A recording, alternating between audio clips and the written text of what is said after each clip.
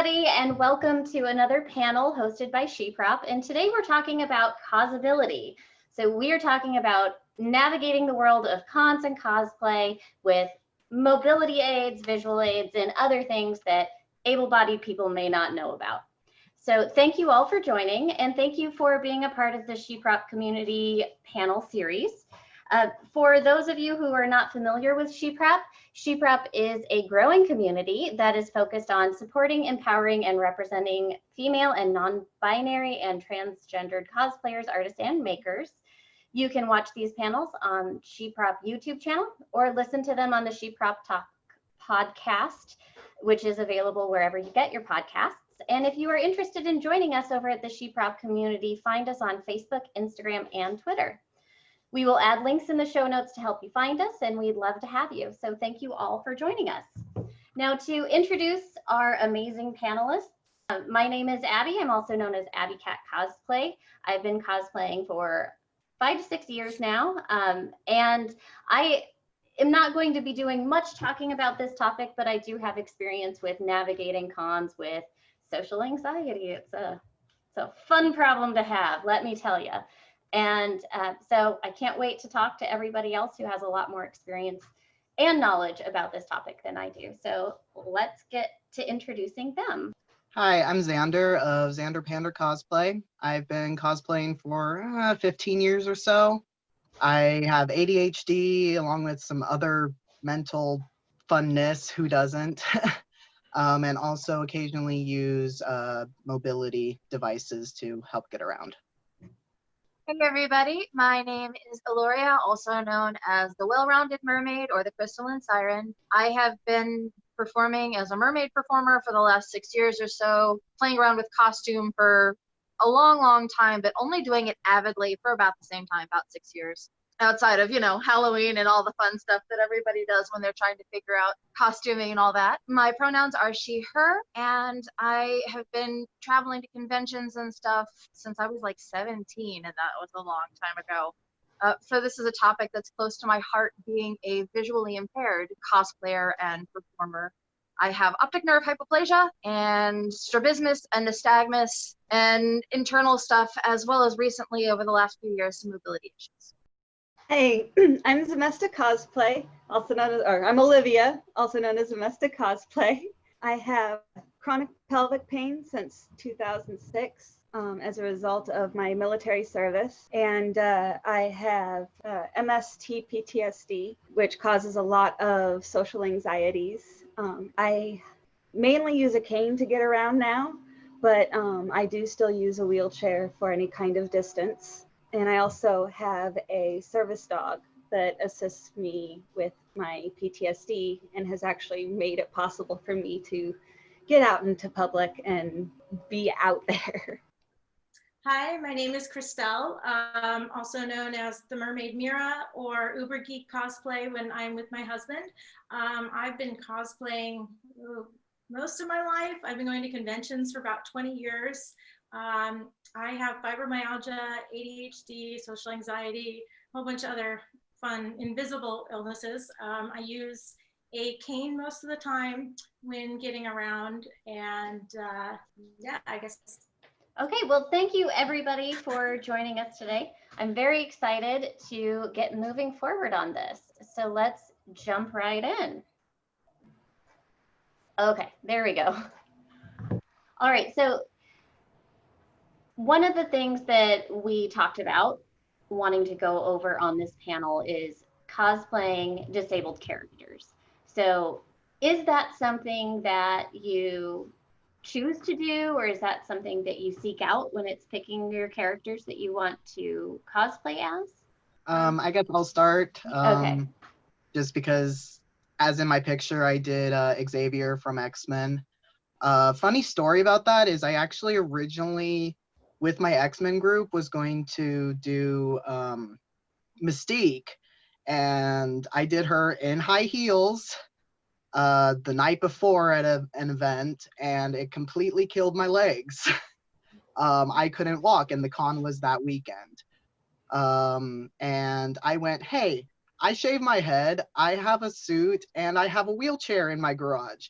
And so I did Xavier last minute, and he became a cosplay I've done quite a bit with my X-Men group and such. And I've looked at other possibilities, but none of them really spoke to me. But I've been doing some research of either characters or cosplays that I could incorporate either a wheelchair or a cane into, just haven't yet. Does anybody else gravitate towards characters that melds well or mashes with your particular mobility aid or anything like that? I've thought about it. I've, you know, people, oh, what about Daredevil? Oh, what about Toph from Avatar? And for me, I celebrate those characters. I freaking love that they are available and they're out there, and we totally need more of them. But I feel like we, both as cosplayers and people and whatever, just need to gravitate toward the character more than anything. So like, Toph is cool and all, but I'd way rather cosplay Katara. Daredevil is pretty rad, but he also kind of perpetuates certain stereotypes about blindness that I think we need to be careful of, like this echolocation and sonar. A lot of people think that that's something that all blind people can do, which is not. So yeah, for me, not so much. There are ways that I've thought about incorporating my disability into other cosplays, but not specifically a cosplay for the disability.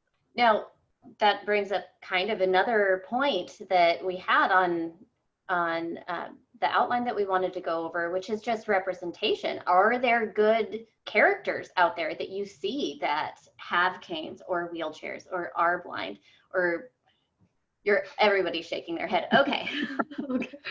Are there ones that you think, well, that was a nice try, but look at all the ways it's problematic? Well, I think like Ylluria was saying, Daredevil, you know, that's got a lot of problems. And there really is no representation for invisible disabilities, I don't think at all, that I can think of. And I mean, part of the cosplays I choose are characters that I gravitate towards and that I love. And part of cosplay for me, what I enjoy is that escapism of I'm not disabled in that moment. Like, I get to be this character and pretend to be someone else. And even with my canes, I don't want to hide them, because when I do, people don't take me seriously because they don't see my disabilities. So I feel like I have to make it separate from my costume. But when I'm cosplaying, I don't even like to have pictures with my aids, because it's the moment I get to not be disabled, finally. And the one nice thing about mermaiding when I'm in a wheelchair is, yes, I do benefit from using that wheelchair, that's for sure. But I don't have to explain why I'm in a wheelchair when I'm a mermaid. So it's my way of hiding without completely hiding it, if that makes sense. That does make sense. And Ylluria, you do mermaiding also. Yeah, right? I've been a mermaid performer for the last 6 years. She's one of my pod mates. Yep. So yeah. 6 years, yeah.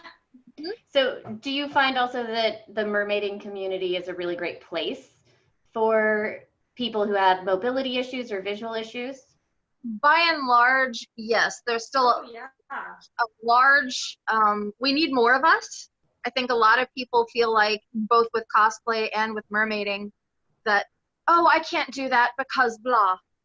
And that's part of why I continue to be passionate and vocal about what I do, to prove that whether it's cosplay, mermaiding, being a singer, artist, whatever, no boundaries. It's up to you. It's not up to your whatever limitation that you feel or society feels wants to put on you. And I agree with Cristelle, absolutely, that sometimes I don't want to be reminded that that's why I love being in the water, because I can do backflips, I can do somersaults, I can do all these things that on land, you know, you have all these difficulties with. I am powerful and I am free in the water. So we can acknowledge that there aren't a lot of good representation out there for people who have disabilities, but if somebody who is able-bodied wanted to cosplay somebody like Professor X or Daredevil or somebody else that represents a disabled person, is there a way to do that with sensitivity? Personally, I feel absolutely. I feel like as being a person with visual impairment, like our friend was saying, I also use a wheelchair sometimes for mobility, but also sometimes for mermaiding. But I am afraid of posting pictures, even as a disabled person, of myself in the wheelchair because I'm afraid that people, oh, you don't need that. I feel like as long as you are thoughtful and respectful, then that's what's important. Maybe don't use a white cane as Daredevil unless you're in that, you know, not superhero, I don't know what you call it. When he's in his normies and when he's wearing his white cane, then that would be okay. But if you're doing a Daredevil and you just buy some white cane off of eBay, because it's not thoughtful. You want to be mindful that you're representing real people, no matter what you do. And if you are fully taking advantage of what it looks like to be disabled, yes, then people are going to treat you that way if you're completely able-bodied, and that kind of takes away from the people who really do have disabilities, especially those of us with invisible illnesses. It's already hard enough to be taken seriously. So if somebody is kind of faking it to a degree that they're being believed, that can make it harder for people like myself, for example. Yeah, actually, she puts it in a great way. You want to make sure you're honoring it, not mocking it. Yeah. Just remember that other people, not necessarily disabled people, but other able-bodied people are watching you, and they might not understand as much. Because like I know I've been told, not in the cosplay community, but outside, that I was weak for using a wheelchair because of pain. It's like, well, you know what? You live with my pain. You live with the pelvic pain and try to walk around and tell me how well that works. Yeah. Tell me how strong you feel.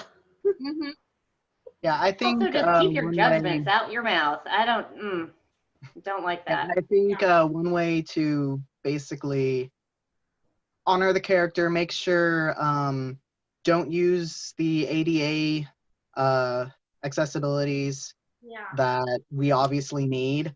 Yes. Make sure to not use those. If you're doing like a wheelchaired character, maybe when you're walking around, when you're going around, actually be out of the wheelchair and walking around and have it folded up and only take pictures in the wheelchair. Because it also show, and kind of back to representation, I haven't seen a character who needs a wheelchair but doesn't need it all the time. And I think that's kind of all of us here. Is we can get up and walk around if we feel like we can, but it's not all the time. And there aren't characters like that. And so there's also that you go to a con, and I've done it with Xavier and stuff, is like when I go and order food, there isn't tons of room in restaurants. So I fold up the wheelchair and I go and order food, and then I go and sit down. And there's too many people who see that as you're faking. And so it's that gray area of, is someone actually able-bodied and just using a wheelchair, or do they just not need the wheelchair all the time? And I think it just comes to it is, just don't ask somebody. Don't ask if they actually need the device. The only people who may ask would be like staff being like, oh, do you know there's ADA accessibilities? And if the person's able-bodied, they can be like, yeah, I know, I don't need them. Just as simple as that. And like you said, if you are able-bodied, please don't use the facilities that the other ADA people do. Please don't abuse the ADA service just because you're in that costume. Absolutely. And when you're referring to facilities, I'm assuming you're talking about larger stalls in the restrooms or other things like that? Closer seats at concerts and events and all the, yeah. Like ADA lines and other kind of special things that ADA people need, that, you know, a special access area, or, you know, ramps or whatever that really should be reserved for those situations where people Basic, like the restrooms, or like at panels, a lot of times they'll have empty spots that are for mobility devices and stuff. If you don't need to be in a wheelchair or whatever, have it parked off to the side and take a normal seat. These are all great tips. Thank you very much. Now, it's also not just about having the mobility aids. It's also about incorporating or choosing not to incorporating them into your cosplay. Now, Xander, you have done one of the coolest things ever with your cane. I don't know if you know exactly what I'm going to mention, but you incorporated your cane with your Uncle Fester cosplay in the coolest way possible, and I love it. So can you tell us a little bit about how you choose to incorporate your cane or your chair into your cosplays, particularly? You know, it's funny, I didn't even think about that. You didn't? That was, it's the first one that came to my mind because I think it's so genius. I loved it. So I cosplayed Uncle Fester, and I made a Cousin It prop, basically, that is on its own stand, and it had wheels and stuff, so I could easily move it around. And yeah, I held him the whole time. And yeah, thinking back, I'm like, yeah, he probably supported me a couple times. I didn't intend him to be that, but the funniest part is people always thought there was a kid inside of it because it moved with, because I just had it on wheels, and so it moved with me. It wasn't until like going on stairs or escalators that I'd have to lift it, so all the, I hadn't made it out of yarn, so all the yarn wouldn't get stuck, that people are like, oh. I didn't even know that you hadn't designed that specifically to be your walking aid. I just thought, yeah, originally I genius. didn't, but yeah, pretty much when I made it, I wasn't having as much problems. But yeah, if I decided to do Fester again, I could easily use that as basically a walking stick. I just thought it was the best idea. And Olivia, I know you've done some things to incorporate your mobility aids into your cosplays.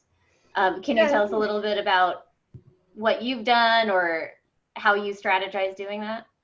Well, like with for my Mercy, I wanted a Doctor Who character that I could incorporate my wheelchair with.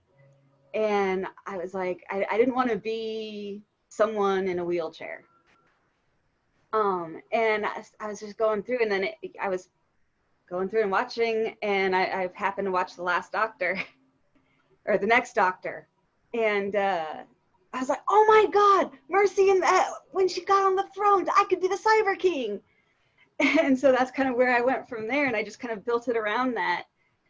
And same thing kind of happened for what's going to be, whenever we get around to the Western Championships again, my next big competition piece started out as just a doodle, a stress doodle that turned into a chair, and started to think about the story behind it, and it turned into Cheshire Alice's Tea Party. And so I'm turning my wheelchair into a tea party, or like a tea party chair. Oh my God. Then to go with it, I've got my Nate. I just took a regular, I had bought a wooden cane off of Amazon, built up the body, and then stuck a feather boa around it to give him the body, and then took some craft foam to make the feet. Most recently, I've been working on Wonder Woman. This is my first one that I made from scratch, and it's just actually a cane. So you've turned her Godkiller sword into a cane. Into a cane. And do you always try to make your cane a part of the costume, or do you sometimes just wear a costume and have a cane and call it good? I'll wear a costume and have a cane if that's kind of where I'm at, but I prefer to be able to disguise the cane. That way I don't have to hide it for pictures. I can actually have it there, and I don't have to worry about, well, where am I going to put this? I can just like, ha, cane. And you also compete. So you mentioned you've got your teapot party chair that you're working on, and I know your Doctor Who, I'm honestly not familiar with that character. I'm sorry, so I forgot its name. She's but only in one episode, so. You and I have actually competed against each other. Yep. And so I got to see your Doctor Who cosplay up close. It's beautiful. But how do you approach competitions with your chair? I kind of do one big build a year. That's what I plan on for Emerald City, usually, because I've I really can only afford one big con a year. And so I plan on that one for being in my wheelchair. But others, I pretty much just kind of, all the rest of my cosplays, I'm like, I want to make this cosplay. And so I make the cosplay and figure out where to wear it to later. And I've actually competed a couple times that way. And I was actually lucky that I didn't have my wheelchair because there was no ramp in those competitions. And so I wouldn't have been able to get on stage. And even with a cane, you know, it's difficult to get on and off stage. Cosplays alone, trying to manage them on stairs, especially if you're in some kind of a gown, and then add in the, okay, I need to make sure that I'm putting this up and getting my step right and keeping the costume out of the way. Much less going to the bathroom. Oh, yeah. So, Ylluria, I know that you also incorporate some of your, it's contacts for you, right? You incorporate that into your character designs as well. Yeah, absolutely. There are things that I do, like when I got my eye operated on for cataract surgery, they gave me this little eye patch clear thing so that I still got oxygen to my eye, and I took one look at that, and I had to wear it for a week. So I was like, oh, I am incorporating that into a cosplay. So there's Did you bedazzle it? Oh, you bet I did, yeah. Okay. I remember you did that. Yep, me and a hot glue gun. So yeah, I was like, oh, I can wear that for a cosplay. Or like I have this great big monocular, which is, for those who are not familiar, it is binoculars but only one, often for people who are visually impaired. I would love to get some place like Brute Force. They do like steampunky stuff. Years ago, I think in 1995, maybe 2000, I asked them, I want to trick this out like a steampunk monocular or monocle so that it looks more in character if I have to use it. So like our other panelist, I try to incorporate things. I have a great big staff that I got made out of ivy vine, like the long curly wood. And I put a globe on the top that's glowy and has like dollar store butterflies stuffed up at the top, so it has a sphere that glows. But the reason why I chose the staff was both for mobility help and to act as my cane when I was at this big festival that we often go to here in the Northwest, Fairy Worlds. That way I could have stability and a cane. I think that you mentioned the contacts too, that the contacts for me are me choosing not to show my disability. I think that people with disabilities should have every right to either express it or hide it as they wish. So like my contacts wipe my entire eyes out so that people don't ask me, oh, are you looking at me? I'm okay. And I get that literally almost every time I go out. Me? Who? Me? What? And even if they're the only person there, I get that. I'm like, you, looking at you. So that way I can say, I choose, and then they don't know, which is great. So I think the only time that I've incorporated my cane is with my Sailor Pluto cosplay, and I haven't cosplayed Sailor Pluto in a while because that cane, the staff is not, I need to redo it. It's not very stable, and I need it to be a cane, and I can't walk with a cane and a staff. So I usually just have a cane, and I make sure it's an obvious cane, and I just don't have it in photos because with, you know, a lot of people, like at Fairy Worlds, I've had the little trams pass me by and say, this is for ADA only. And I'm like, I'm just using a nice staff that's not an obvious cane because I want it to look good with my costumes. And, you know, so I've found that there's downsides to trying to hide my cane. And then, of course, I also want to be like super accurate if I'm going to do a staff, and I want it to be really stable. So that's one of the few times that I've incorporated it, and I really need to revisit that. So, yeah, I've had that happen too. It's not fun. Yeah. But there are ways that you can trick out, like even simply if you don't have a ton of money, you can use, I've seen some people use duct tape. I use that on one of my canes, my blind canes, to trick it out, to at least customize it in some way. You Well, can use washi tape. I've used duct tape on some crutches that I've got. So there's a lot of creativity to incorporate. I actually started collecting stickers from local artists at cons and putting those stickers on my cane that I use at the cons, which that's in my car right now. Otherwise, I should have remembered to grab it. But yeah, so I've been putting local artist stickers on my cane so it can be like flashy and fun without being like hiding that I have a cane. Mm-hmm. Well, it's also a great way of supporting artists. Yeah, exactly. I'm like, I seek out those people now. Like, do you have stickers? Yeah. It makes me think of luggage stamps. Yeah, Yeah. exactly. Now, you have touched on it a little bit, navigating the cons and being at these events. They're full of people. They're oftentimes taking up huge amounts of space. So what are some common accommodation issues that you run into while you're at a con? Well, things being so far apart from each other, like for example, Emerald City, they moved their celebrity panels, their big celebrity panels, to another hotel a couple blocks away. And if you know Seattle, you know the hills are pretty crazy. I was only able to make it to one celebrity panel the last year that I went, and I couldn't go back again because I couldn't walk back and forth. And you know, I find that a lot of people think, well, you're disabled, you have a wheelchair so you can get around. Well, not all of us are disabled who have a wheelchair. Or if you have a wheelchair, it's a push wheelchair, and my husband is not going to push me up and down some hills. And so I had to miss all the celebrity panels because they were so far apart. And I had to be careful navigating the con in general because everything is so spread out and there's not a lot of places to sit and kind of regain yourself until you get up and walk the other block to the next hall or whatever. So there's just, it's not that easy to navigate these large spaces in general.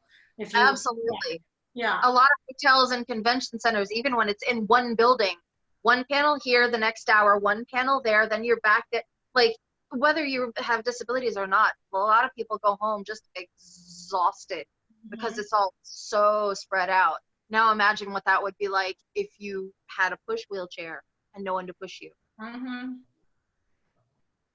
I always have to get a hotel room so that I've got some place I can escape to during the day and just. And that's even when you're at a con in your hometown? Yes. I live maybe an hour north of Seattle, and I will not do Emerald City without having a hotel there. No. And when we do Emerald City, we can't afford a hotel nearby, so I have to get an Airbnb like 20 minutes away, and you can't just leave your car, you know, park and come back because you'll have to pay for parking again, or you won't get a parking spot. And we find that we have to go a couple hours before the event opens because it's the only way we can get the one of 5 ADA spots. Otherwise, so we have to go and be there all day because there's not enough parking for handicap, and you can't count on getting some rest in between because you can't leave and come back. So not everyone. Krista, you touched on something very important. A lot of places there's only so many ADA parking spots, but a lot of people with disabilities don't even have a hang tag. I've had my disability my entire life since birth, and in my home state, you don't get a hang tag with a visual impairment. So I think that's something that a lot of people have to think about when they're planning conventions is, like, you know, not all disabilities are visible, and not all technically visible disabilities qualify even for all the things that people just take for granted. Is it because they assume that you're not driving, yet there's other people that drive you that need that because sometimes they need to take you close up? And yeah, so that's a tricky gray area that sucks. At least when you ride with me somewhere, you know that we both get the handicap, we get the ADA together. So has anybody been to a con or an event that did something right? And even if it's not doing everything right, but was there something that you saw that you thought, this is great, I want every con to do something like this? So again, Emerald City, great example of both. Emerald City did a really good job this last con, the last year that they had it. They upped their game with that. They have ADA wristbands for the person disabled and their companion. That helped a lot. And I want all conventions to do that. Like, they're the only one I've seen that have done that. And I liked it because it meant I didn't have to explain myself every single time that I needed to use that benefit. So it meant that also my husband could go somewhere for me and go to the car or something like that and come back through the ADA entrances without having to wait in long lines, so he can come and help me out quicker. And it meant that there were lines specifically for ADA people to get into the panels, and we got priority access and we got priority seating. They had priority seating that was blocked out just for ADA. And because, you know, with the invisible disability, even though I have a cane, it helped that I didn't have to explain myself and say, hey, please, blah, blah, blah. I have a disability. I didn't have to go through all that. I just flashed my wristband, husband flashed his wristband, and it was a huge deal. And I couldn't give them more props.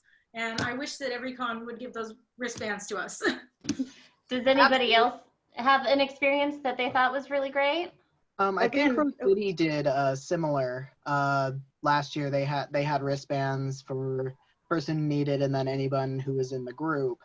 It was interesting online. They said the person who needs it and then one extra person. So I was only expecting one person in my group to get a wristband, and they gave it to everyone. So there was about 4 of us. So yeah, and they gave all wristbands because it's like, well, obviously you're in a group, so there you go. And I'm pretty sure, I haven't done competitions recently, but I'm pretty sure they've had ramps for theirs off and on. I mean, I've done competitions and the ramps, I mean, they have ramps, but they're like this wide. Yeah. Like, they're hard even to fit in if you're just wearing a big gown. Oh God. Emerald City, I could fit the wheelchair up, but I remember we had to take off the costume part of my wheelchair and put that back on when we got up there. I bet.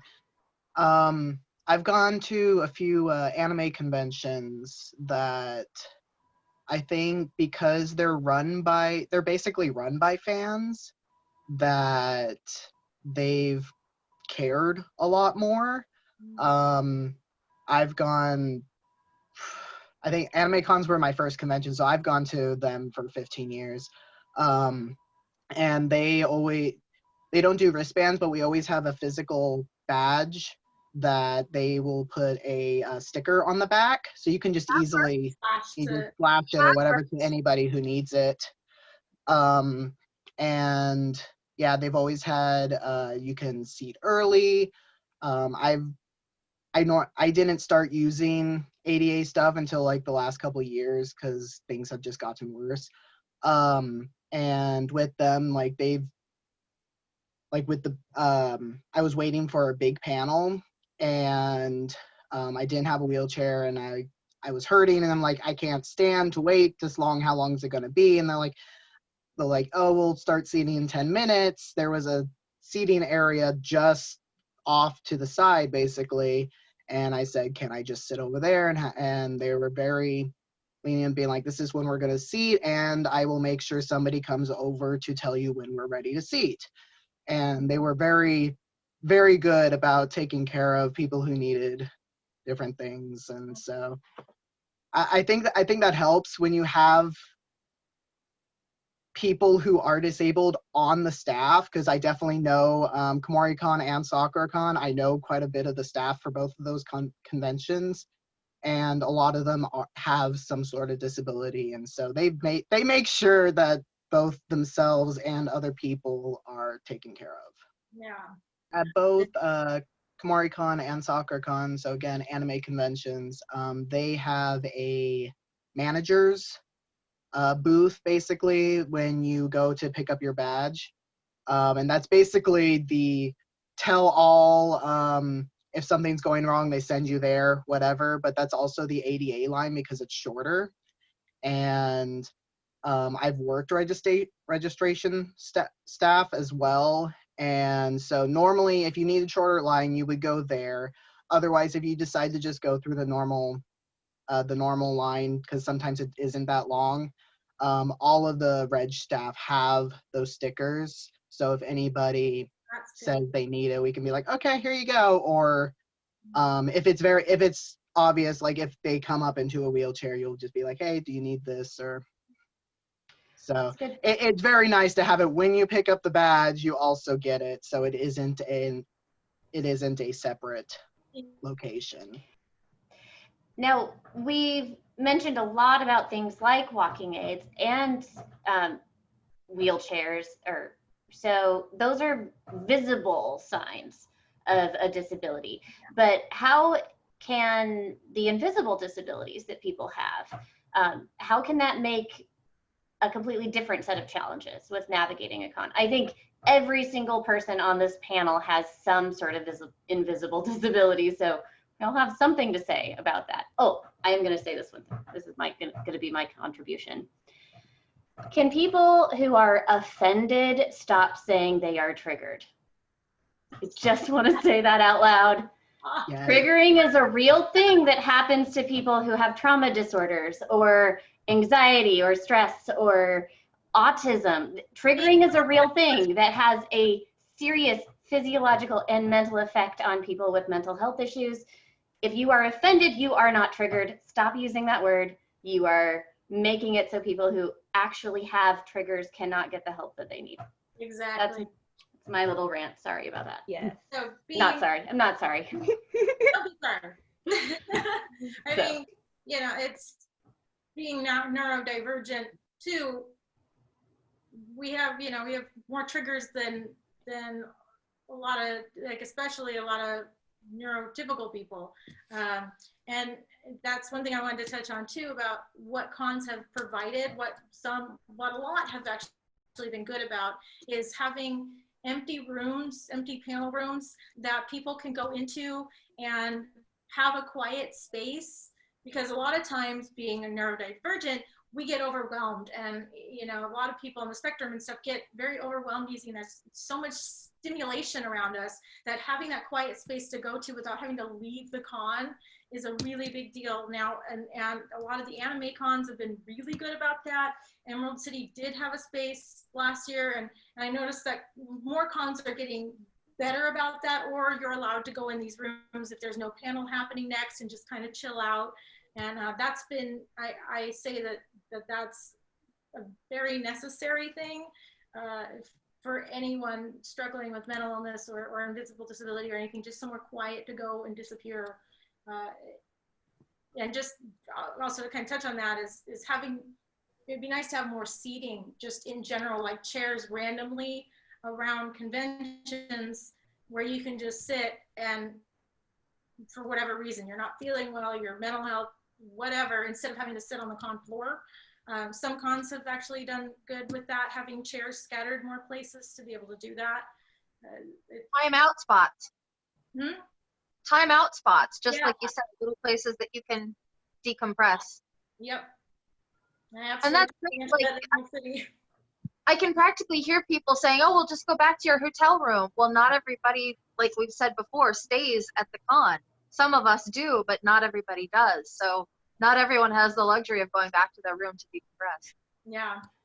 That's why I can only afford really that one big con, because I have to factor in that room as, if I didn't have to factor that room in, that room alone is like 3 other conventions being able to go. So, I mean, but I know for myself, I need it. For me, the convention is like a double-edged sword. I've got I'm a people person that wound up afraid of people when my PTSD presented. And so it's like, I need that interaction. And so I use cosplay and conventions to give me that exposure therapy, and to really actually be able to get out there and be, I force myself into it, but I've got the character that I can hide in, and I don't have to be me. I can decide how much of me the people around me see. But it still gets overstimulating and I have to get away from it because, you know, we're trying to push ourselves and, you know, I want to be there, but it's like, okay, I got to get away and hide because. Yep. Now, Olivia, you touched on it just a little bit with how being a character can help get you past some of those mental health humps that we experience when we're going to big panel or big events. Has cosplay helped with mental health issues or helped you be able to be in public or? Oh yeah, my therapist is actually, I'm actually actively in mental health therapy right now, and I've got an amazing therapist. She actually uses cosplay in my therapy. She's had me design, like if I'm ever feeling something, she's like, okay, you don't have to draw it out, but what would the costume be? And so she has me think at it from that angle. It's like, okay, yeah, well, what am I feeling? How would I put that into a costume? That's And cool. That's what a would I really do cool with that? idea. And so it really helps a lot. So I also have anxiety issues, and it is cons I'm okay with, but if I have to go to a small group of or a small event and I don't know people well, I have a real hard time, and I wear wigs to them, and it helps me so much, and because it's like I can put on my little helmet, it's gonna protect me, and if I'm going to be the weirdest person in the room anyway, Yes. which I probably am, I may as well wear the little I'm weird sign on my head, and then I don't have to explain it. So I will be like, here I am, like, yes, I showed up to a bridal shower in a wig. It is purple. And so I found the same thing, that it helps me be able to go places that I'm scared of or that I'm nervous about, or be around people that I'm like, oh, I'm gonna have nothing in common with any of them. Wearing the wig doesn't give me anything in common with them, but it helps me actually get in the door. So. Well, and sometimes those little things like wearing a wig or just weird clothing or whatever are good ways to start conversations with people that you're afraid to talk to, because they're not asking necessarily about you. So you don't have to feel the pressure to talk about yourself, and you can just kind of divert the attention away to something else until you feel comfortable enough with them to have a more meaningful or personal conversation. And that's what I love about cosplay, is I don't necessarily have to start out talking about me or myself, right? Which is a lot of pressure and totally makes my social anxiety go through the roof. So I use cosplay even to start a conversation with somebody else. Similar social anxiety, I'm very shy and stuff. But hey, you're cosplaying a character I really love. One, your cosplay is amazing. Two, why'd you cosplay this character? And you start to talk about the fandom you love, why you do this, and it just, cosplay automatically breaks the ice basically for some people. Mm-hmm. That kind of leads directly into the next question. So I'm just going to say that, and then you can keep on talking because it's probably the same answer, which is, what are some tips or tricks you have for people who think that their mental health is a barrier to cosplay? Okay, so one thing that I was going to say with the last question, this goes perfectly in with it. Cosplay, like you mentioned with your wig, as armor. Like a lot of people talk about, I'm putting on my war face today when I put on my makeup for a job interview or whatever. Cosplay helps you, whether it's makeup, whether it's your wig, whether it's actual armor, like the process of it, it can either, you can physically think of it as like, this is my shield, this is my energetic armor, or just the process of getting into it can be a meditation, can be, some people call it self-hypnosis. The process helps relax you, helps get you out of your head, helps your anxiety quell because you're doing a physical thing and taking it off of whatever. Can be very meditative and helpful, I've found, and I've heard as well. Xander, did you have anything else you wanted to add? Yeah, I mentioned I have ADHD. While that doesn't inhibit me like at conventions. I love conventions because I'm a huge extrovert because of that. But when making cosplays, setting deadlines, just starting something and not finishing, I'm a huge procrastinator. And so that's kind of the difficulty I find the most, is actually making the physical thing. I've probably started, I could probably list 100 cosplays I've started, and I've only completed 10. So I think tips for that is just kind of, especially if you're starting out in cosplay and have some sort of disability, whether mentally, physically, whatever, figure out what's going to work for you.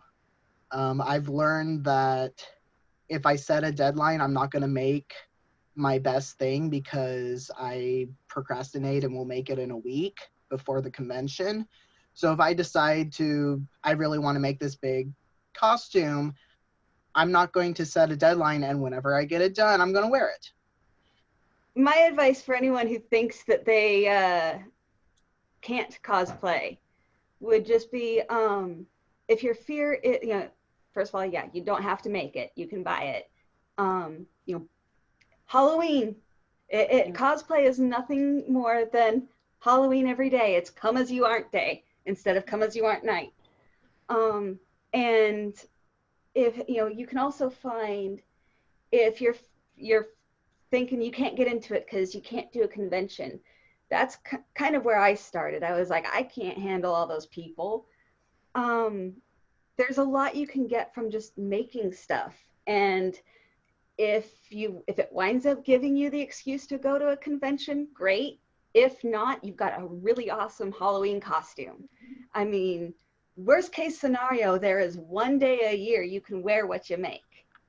So I just find what helps you and dive into it, and don't worry about anything else.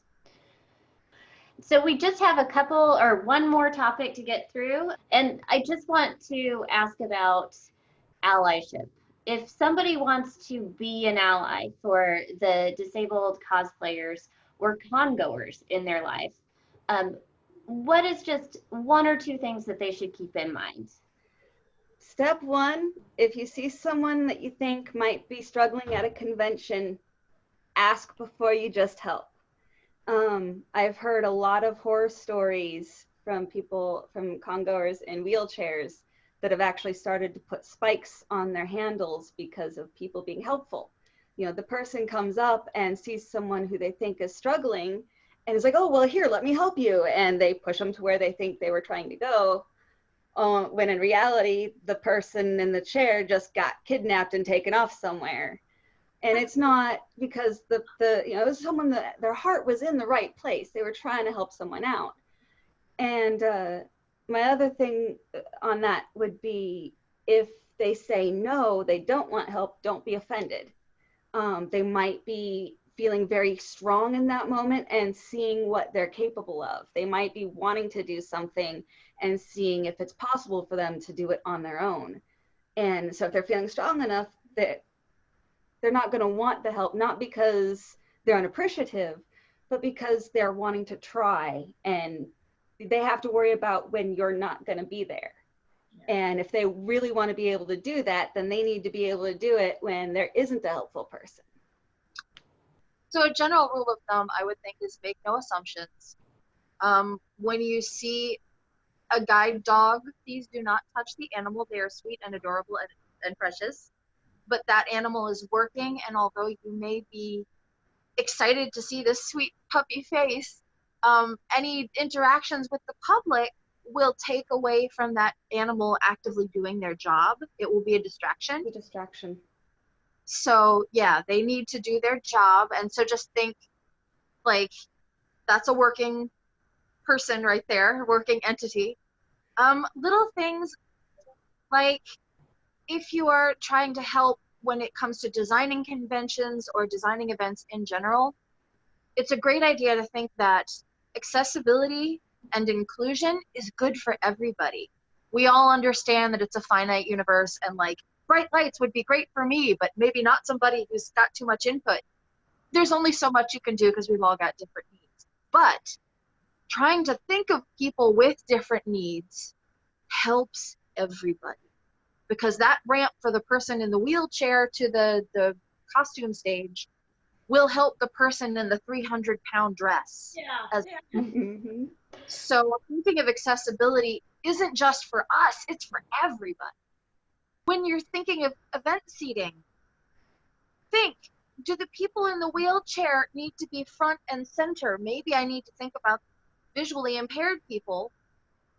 Think of all the different things. You may not be able to do it, but try and think. If I can't hear, what will my experience be like? If I get sensory overload, what will my experience be like?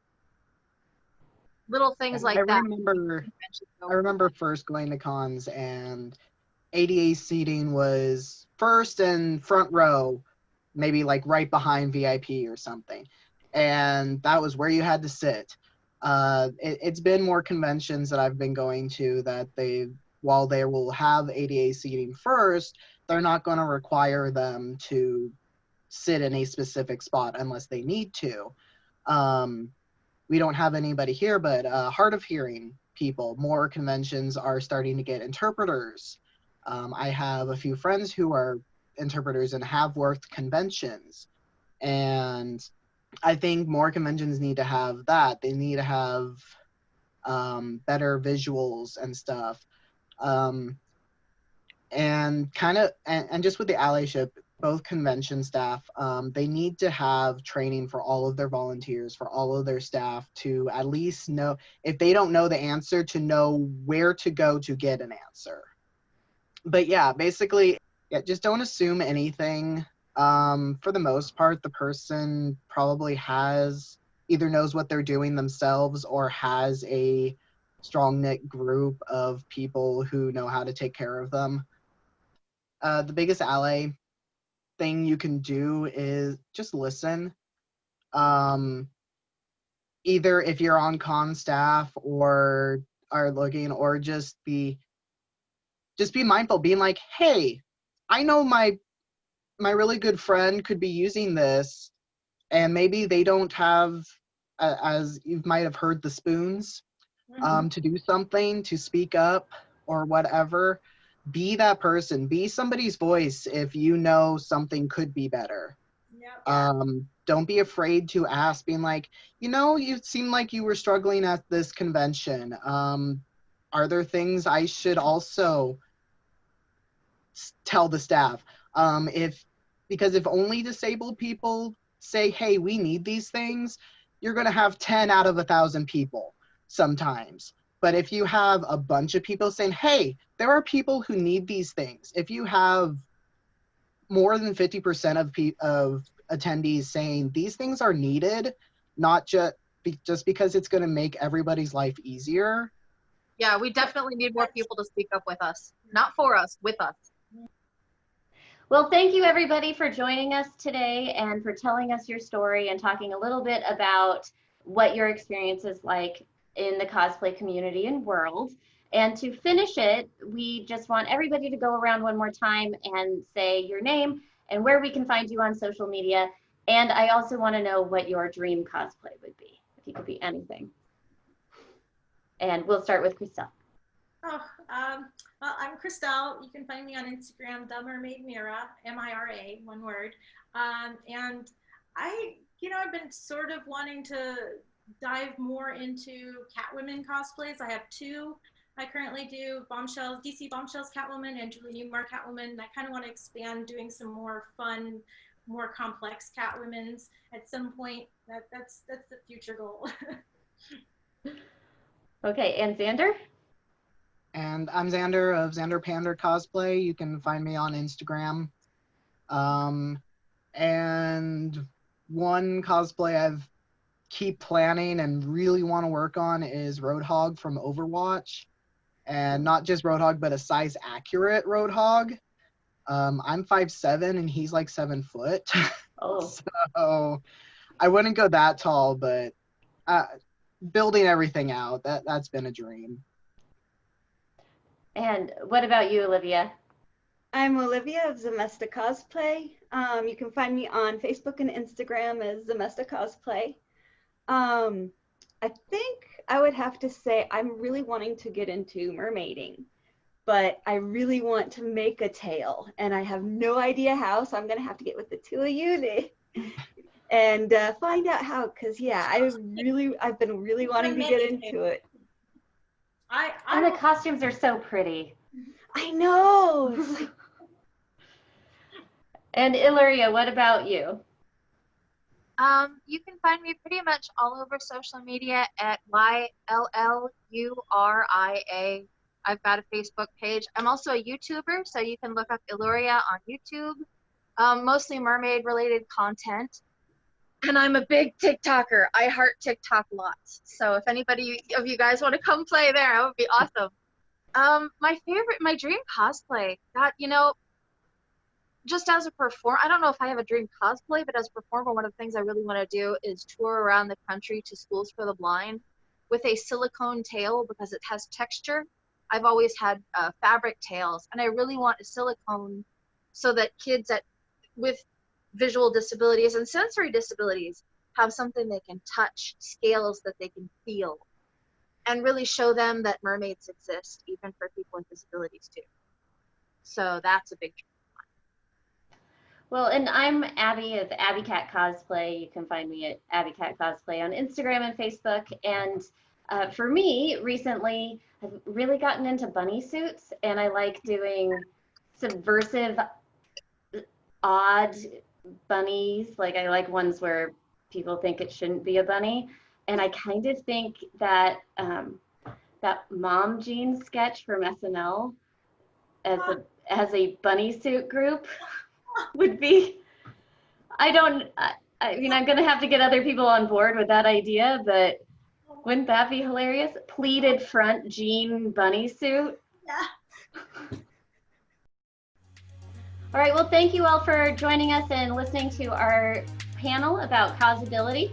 Don't forget to check out the SheProp community and come and join if you'd like. We welcome all women, trans, and non-binary members. We'd be very happy to have you. And also don't forget to check out the SheProp YouTube channel and the SheProp podcast, wherever you get your podcasts.